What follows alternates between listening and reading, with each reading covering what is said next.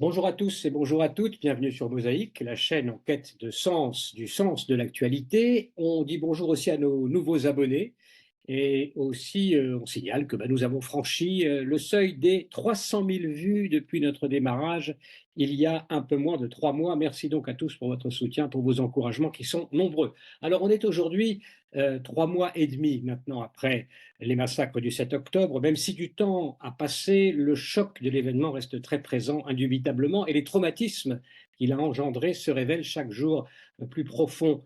On en parle aujourd'hui donc avec le docteur Viviane Chetrit-Vatine. Bonjour madame.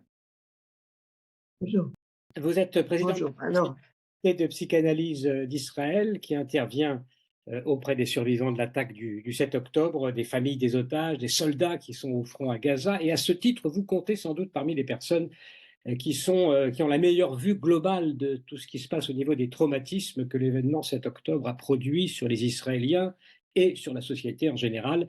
Vous vous êtes personnellement mobilisé dès le premier jour.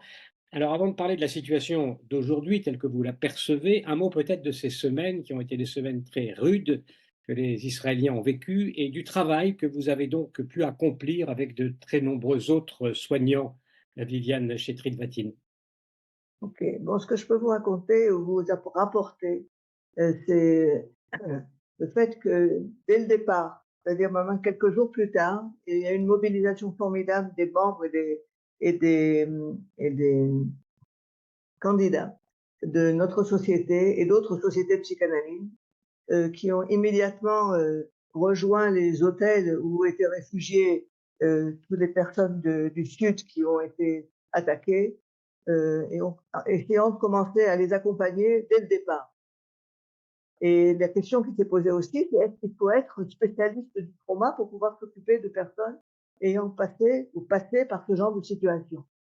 D'autant que, encore une fois, toute la population, et c'est comprend aussi les analystes eux-mêmes et les psychologues eux-mêmes, etc., étaient eux-mêmes complètement secoués par la situation parce qu'il n'y a personne qui n'a pas été touché par tout ce qui s'est passé le 7 octobre et dès après le 7 octobre. Et ce qui nous a été dit par les spécialistes du trauma, je parle de Dani Brohm, c'est quelqu'un qui est responsable d'un centre du trauma très très connu en Israël, qui fait du travail avec les soldats depuis des années. Il nous a dit mais il n'y a personne qui est aussi mieux positionné que vous pour s'occuper de ça. Pourquoi? Parce que ce dont ont besoin des personnes qui ont été violemment traumatisées, ils ont besoin d'une écoute tout à fait ouverte, tout à fait authentique, tout à fait présente, susceptible d'entendre et d'être avec là où est la personne au même moment. Il a envie de s'exprimer, elle a envie de dire quelque chose, elle n'a pas envie de dire quelque chose, elle veut se taire, être là en présence réelle et authentique. Et on est en principe, en tant qu'analyste, bien formé à ce genre de fonctionnement. Alors, il y a ce trauma effectivement des gens directement concernés. Il y a aussi le trauma, j'allais dire, de toute une société par rapport à l'événement 7 octobre, avec sans doute des modulations en fonction des positions de chacun. Qu'est-ce qu'on peut dire de ce traumatisme collectif, Je Viviane vais vous Chénier? dire, je crois que ce qui est important de réaliser, c'est la situation où nous sommes en ce moment. Parce que la question aussi qu'on avait posée, c'est est-ce qu'on peut penser au moment où on est sous le feu? Est-ce qu'il y a de l'espace pour penser? Il y a un espace pour partager? Et combien c'est pesable? Et le fait est, c'est que en ce moment, disons 3 mois et demi après le 7 octobre, ce qu'on ressent, c'est d'un côté, il y a une grande fatigue généralisée. Il y a un sentiment d'une certaine dépression généralisée, d'une part. Mais d'un autre côté, on sent aussi des forces de vie. Il y a quelque chose de presque de dissonant. On se balade aujourd'hui à Jérusalem ou à Tel Aviv, les cafés, les restaurants sont pleins. Les gens retournent au cinéma, vont écouter des concerts à l'opéra, d'une part. Et par ailleurs, en parallèle, on sait qu'il y a des soldats qui sont en train de se battre dans des conditions terribles à Gaza. Il y a des familles d'otages qui n'en peuvent plus. Et il y a une comment dire, une grande empathie et une très sympathie de la plupart de la population ici en Israël par rapport à toutes ces familles qui ont été touchées directement. Donc d'un côté, il y a comment dire, tout le monde est ensemble. Donc il y a cette grande fatigue. Les gens dorment pas bien, les gens dorment mal, se réveillent Personne ne peut aller se coucher le soir suffisamment tôt parce qu'on regarde les informations jusqu'à la dernière minute. Ou si on se réveille pendant la nuit, on va aller regarder qu'est-ce qui s'est passé, qu'est-ce qu'il y a de nouveau, etc. Il y a une espèce de qui-vive continue. Et d'un autre côté, il y a comment dire, une solidarité, une présence, une empathie, et en même temps une certaine apathie. Il y a quelque chose de mélangé comme ça qui est pas évidemment facile à vivre, hein. Alors, vous voyez des personnes, vous, évidemment, de tous les horizons. Est-ce que les personnes ont réagissent différemment en fonction de leur origine, ashkénaze, séfarade, ou religieuse ou pas religieuse? Je sais que vous êtes en relation avec une pensée plutôt reliée à Manitou, etc. Ces populations-là sont des gens qui sont évidemment plus motivés, qui tiennent plus le coup, qui ont en général beaucoup d'enfants à l'armée, mais en même temps, comment dire, ils sont derrière avec beaucoup de confiance et ceux-là sont évidemment plus aidés. Il y a toute une partie de la population qui est pas religieuse, qui a soudain pris conscience que c'était une population juive. Ça aussi, c'est un sujet tout à fait important.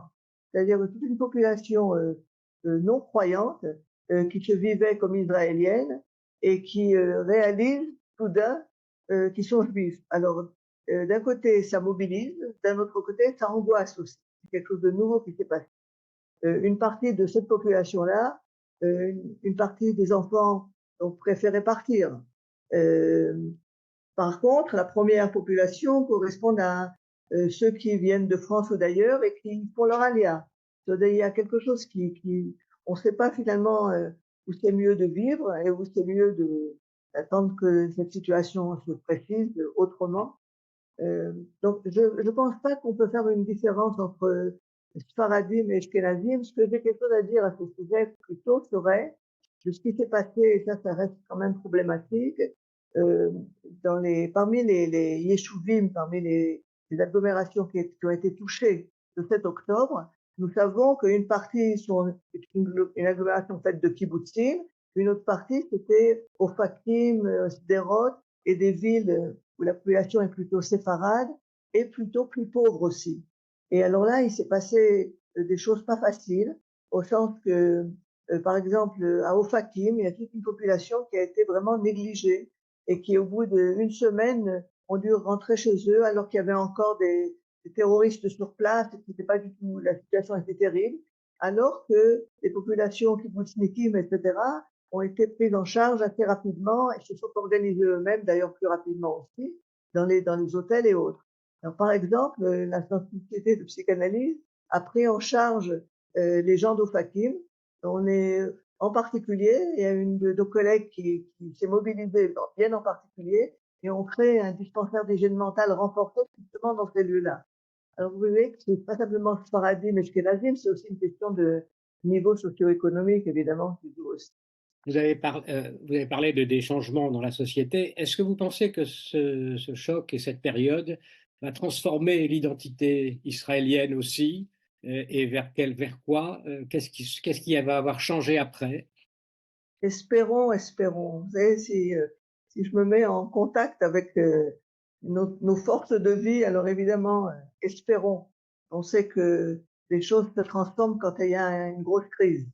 C'est vrai de toute guerre, et c'est vrai collectivement, et c'est vrai individuellement. Et tout ce que je peux dire, c'est allez, bye.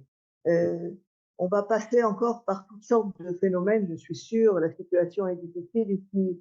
Le pays était partagé avant le 7 octobre. C'est vrai qu'aujourd'hui, il y a eu une entraide, une solidarité formidable, parce qu'on est en situation de survie quelque part, hein. Et comme avait dit Ben Soussan, j'avais entendu son interview, on est dans une période où il y a une vraie problématique existentielle par rapport à Israël et ce que ça crée. Ceci dit, quand les choses peut-être se calmeront, euh, c'est pas évident que cette même solidarité, on va pouvoir continuer à l'entretenir. À nouveau, chacun va penser dans sa direction, etc. Mais les choses évoluent, les choses se transforment. Et encore une fois, cette prise de conscience, un, de ce danger existentiel, deux, du fait que tout le monde, que l'identité juive, elle a une identité en soi, c'est une prise de conscience importante, je pense, par rapport à la société israélienne en gros, hein. Ça va déclencher quelque chose, à mon avis. Est-ce que les choses ont été différentes pour les hommes et pour les femmes? Je crois que c'est difficile à dire. Je veux dire, bon, parmi les gens qui ont été touchés, le 7 octobre en direct, et on peut voir exactement ce qui se passe par exemple, je crois que c'est vraiment un indicatif, ce qui se passe au niveau des familles des otages. Les familles des otages, il y a des hommes, il y a des femmes, il y a des pères, il y a des mères, il y a des oncles, des tantes, et cetera. Et on voit que comment dire, la mobilisation est du même ordre, la déprime est du même ordre. Souvent, on peut voir même les femmes de l'avant, en avant. On a une femme qui vraiment s'est révélée tout à fait extraordinaire, qui habite dans notre quartier ici. Je me souviens pas de son nom de famille, elle s'appelle Rachel. Elle a voyagé dans le monde entier, etc. Et son mari, qui la suit, et ils ont un fils qui est pris en otage, et elle fait un travail extraordinaire. Donc, les femmes sont souvent devant, parce que je pense que ce qui s'est passé, il y a eu une attaque violente sur le maternel, sur le féminin, et je pense qu'il y a quelque chose dans ce que le judaïsme représente par rapport à ce que le Hamas représente, qui a à faire avec cette dimension-là. Et c'est peut-être pas pour rien qu'on a affaire avec des femmes qui vont de l'avant comme ça. Et les pères, les hommes suivent souvent. Alors là, je parle par rapport aux familles des otages, parce que toutes ces familles se trouvent en situation d'impuissance extraordinaire. Et c'est extrêmement violent, j'imagine, pour un homme, de se sentir, à ce point impuissant et à ce point pris en otage. Et je crois que c'est intéressant que vous posiez la question de la différence entre les hommes et les femmes, parce que je crois que ce vécu de prise en otage, il a quelque chose à voir avec ce que tout le pays ressent quelque part. Et c'est très, très attaquant, quand on a affaire à sa virilité, disons. Alors, vous êtes l'auteur d'un livre récent qui est intitulé La séduction éthique de la situation analytique, avec pour sous-titre Aux origines féminines maternelles de la responsabilité pour l'autre. Vous êtes notamment intéressé à la philosophie de Lévinas, dont on sait qu'un court texte qui est paru dans Difficile Liberté s'intitule Le judaïsme et le féminin, dans lequel il soutient que le féminin finalement brise ce cercle du même et l'ouvre à la dimension salutaire de la transcendance. Est-ce que ce travail que vous avez fait vous permet de lire autrement finalement cet événement du 7 octobre, en particulier la manière dont les femmes ont été visées dans cette attaque? Vous en avez un peu parlé. Est-ce que vous pouvez le préciser, Viviane Chetrik-Vatine? Moi, je pense que il y a quelque chose qui s'est passé. D'abord, on sait que ce qui s'est passé au 7 octobre, avec ces viols, avec l'attaque des organes sexuels des femmes, physiquement, concrètement, euh, et puis ça, c'est à un niveau, disons, c'est à un niveau personnel, disons. Au niveau du collectif, quelque chose s'est passé d'une rentrée violente de à l'intérieur d'un lieu doux, d'un lieu réceptif.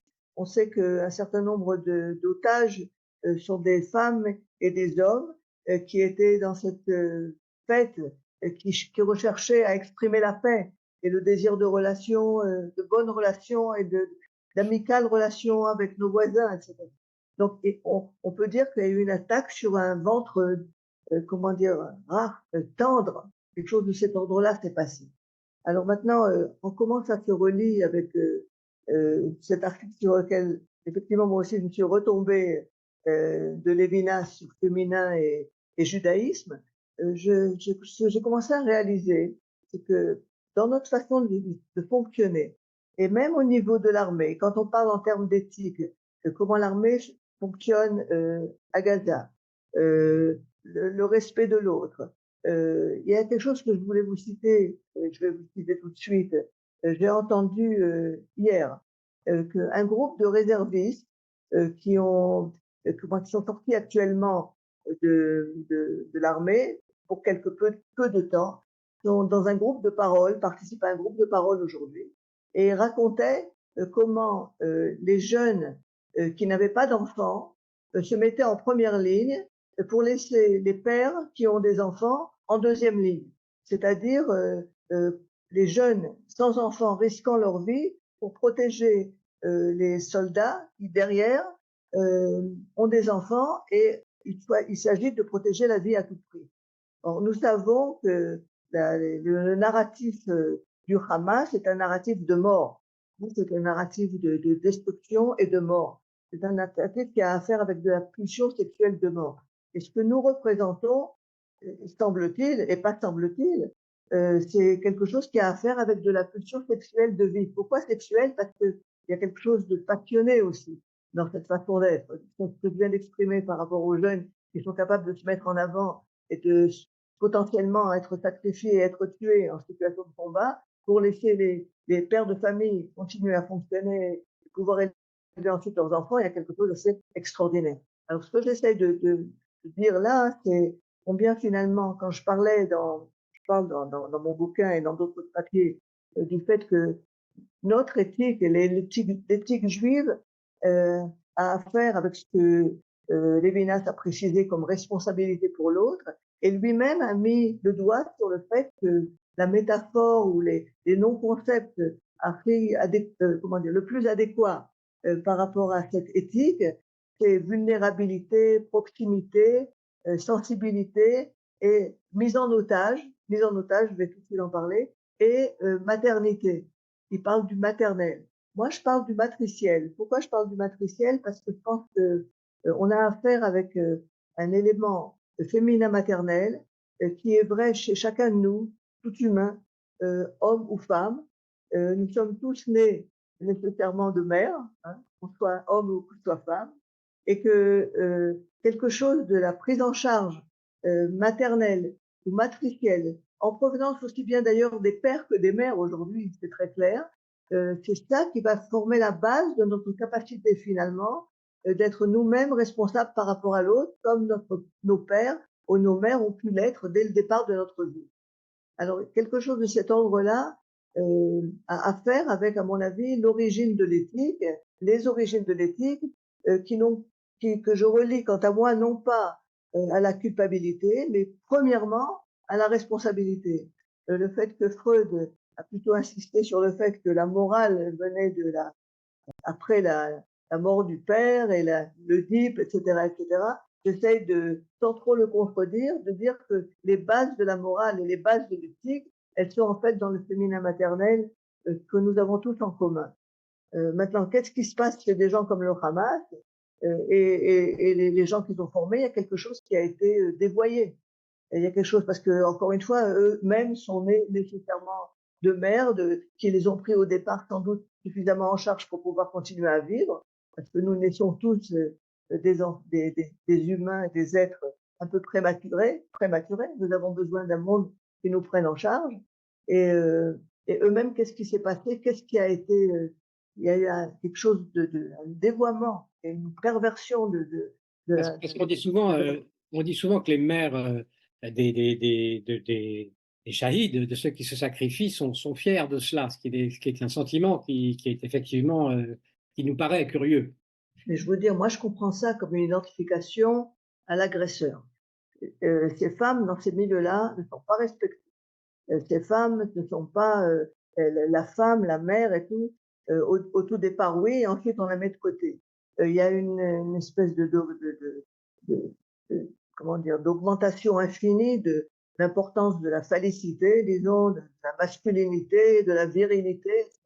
Et on sait que il y a des effets d'identification à l'agresseur. Et à mon avis, c'est de ça qu'il s'agit. C'est des femmes qui, soumises, euh, ne pouvant pas se dégager par rapport à ces hommes ou à cette façon d'être, ont internalisé ça et continuent à le faire, comment on dit, continue à Perpétuer. l'exercer. Voilà. Excusez-moi pour mon français, Non, parce mais que je vous en prie, voilà. c'est tout à fait parfait. Alors, encore une question. Vous avez écrit une lettre ouverte à la Société donc, des psychanalystes d'Israël, publiée peu après le 7 octobre. Voilà ce que vous écriviez à propos du Hamas. C'est une culture infiltrée par la mort, la haine et la destruction. Ça n'a rien à voir avec toute forme de revendication territoriale ou de conflit, quel qu'il soit, mais tout à voir avec une idéalisation perverse de la mort et de la torture. Alors, c'était un texte dans lequel vous appeliez vos confrères, notamment en Europe, en France aussi, à réagir. Et il semble que vous ayez eu finalement assez peu d'écho à cette lettre, d'après ce qu'on m'a dit. Pour quelles raisons, selon vous? Écoutez, suite à cette lettre, effectivement, ce qui s'est passé très rapidement, c'est, la guerre à Gaza, hein. C'est-à-dire, 3-4 jours après, que nous étions des victimes totales et qu'il y a une expression de compassion généralisée, 3 jours plus tard, nous devenons des agresseurs. Maintenant, nous devenons des agresseurs sans aucune capacité de la part de l'extérieur de ne pas comparer. C'est-à-dire, c'est ou bien on est agresseur ou bien on est victime, et il n'est pas question d'aller voir comment l'agression se passe, dans quelles conditions elle se passe par rapport à l'agression première et dans quelles conditions elle s'était passée. C'est une espèce de comparaison immédiate qui passait entre les deux situations. Et ce qui s'est passé, et à suite de quoi, une bonne partie de nos confrères ont commencé à exprimer le fait que, ok, mais regardez, qu'est-ce que vous faites vous à Gaza? Là aussi, il y a plein d'enfants qui meurent, etc., etc. Il y avait une comparaison immédiate. Euh, on a ensuite organisé avec l'aide du président de la Fédération européenne, des groupes de rencontres sur Zoom entre des collègues de tous les pays d'Europe. Ils ont participé, aussi d'Australie et aussi d'Afrique du Sud, euh, qui ont été intéressés à entendre malgré tout en direct comment les choses se passaient ici, comment on voyait les choses. Bon, finalement, on est arrivé, c'était des petits groupes. Finalement, il y avait des groupes de 30 personnes chaque fois, avec 7 personnes d'Israël. Ce qui a été exprimé, d'abord, c'était de l'empathie, comment on pouvait arriver à se débrouiller pour travailler dans des conditions pareilles, etc., etc. On a même pu dire que c'était un vrai miracle, comment on peut continuer à fonctionner comme analyste dans une atmosphère pareille. Ok. Mais ce qu'on a senti aussi, c'était dit d'une manière par en dessous. Oui, mais regardez ce que vous faites. C'était allusionné, c'était pas très clair, etc. C'est évident qu'il y a comment dire, des courants antisémites qui se sont fait jour. Euh, D'ailleurs, un certain nombre de nos collègues juifs de Paris ou d'ailleurs, eux, par contre, sont venus nous demander dans le cadre de ces groupes qu'on vienne un peu à leur aide. Nous ont raconté comment une nous a raconté par exemple qu'elle avait une mezouza sur sa porte et il y avait un nouveau patient qui devait arriver qu'elle ne connaissait pas. Elle n'était pas tranquille. Qu'est-ce que vous pensez faire? Comment vous voyez les choses? Ce genre de réaction. Et tous nous ont demandé, en gros, de pouvoir continuer à en parler. Parce qu'en même temps, il fallait déculpabiliser ceux qui étaient plutôt ambivalents, disons. Bon, voilà, c'est à peu près ça. De manière générale, et on s'arrêtera là après, comment les Israéliens réagissent aux accusations qui sont portées contre eux, qui sont pas non, qui sont pas d'ambivalence. Là, il y a des pays en particulier qui pratiquent ce renversement des valeurs, qui conduit certains à accuser Israël de génocide, comme on l'a vu. Est-ce que ce renversement-là ajoute encore au traumatisme finalement pour les Israéliens, ou au contraire, est-ce que ça incite à se redresser pour faire face à cette hostilité? Moi, je crois que c'est plutôt avec ça qu'on a. On a un sentiment d'exaspération, on a un sentiment de scandale. Ça, c'est plutôt réorganisant. Ce qui s'est passé tout le monde s'est intéressé à ce qui s'est passé pendant le procès de la Haye. On a vu aussi comment les accusations étaient vraiment insupportables. Maintenant, ceux qui ont pris le parti israélien pendant ce procès ont fait un bon travail, une explication claire et ils ont apporté des éléments, etc. C'était très important. Euh, on s'est dit aussi que ça serait bien que notre gouvernement soit capable de hasbara, comment on dit, d'explication d'une manière aussi tranquille aussi. Parce que c'est ça qui manque. J'ai rencontré récemment quelqu'un de l'Organisation mondiale de la santé et qui me disait que le problème qu'il y a avec des Israéliens, avec le gouvernement israélien, c'est que la façon d'apporter les faits est trop agressive, est trop excitée, et du coup est mal écoutée. Et c'est dommage. Alors que du côté palestinien, ils font ça d'une manière beaucoup plus diplomatique, beaucoup plus tranquille, avec des rapports bien fabriqués. Et du coup, ça permet aux gens de l'organisation en question d'en discuter, etc., etc. Donc, je pense que ça, c'est de touche maintenant à un autre aspect, hein, c'est toute la problématique avec laquelle les Israéliens ici ont affaire, c'est la manière dont nous sommes dirigés. Et il y a un vrai problème en vérité, il y a un vrai problème. Et ça use, ça use parce que d'un côté on a un peuple extrêmement motivé et d'un autre côté il reste de grosses difficultés au niveau du gouvernement et qui est assez partagé aujourd'hui en vérité. Voilà, sauf que c'est quand même ce peuple qui a élu ce Qui a gouvernement. voté à l'époque, qui a voté à l'époque, mais qui aujourd'hui regarde les choses un peu différemment. Il y a une espèce de Hitpakrout, on appelle ça. On s'appelle Hitpakrout. Nos yeux s'éclairent, quelque chose comme ça. Merci infiniment. Merci Viviane Chetrit-Vatine. Merci d'avoir accepté donc de répondre à nos questions, nous avoir apporté tous ces éléments qui éclairent, je crois, beaucoup sur l'intérieur, l'intimité de cette situation et aussi sur ses conséquences. On remercie Daniel Kakoun pour son action centrale dans cette chaîne Mosaïque, pour toute l'équipe aussi de Mosaïque. Plusieurs personnes travaillent aussi pour nous. Merci pour votre attention et votre soutien. À bientôt sur Mosaïque pour d'autres entretiens. Merci beaucoup d'avoir écouté cette vidéo et pour suivre nos prochaines interviews, eh bien, vous pouvez vous abonner à Mosaïque. C'est très simple, il suffit de cliquer sur le bouton ci-dessous.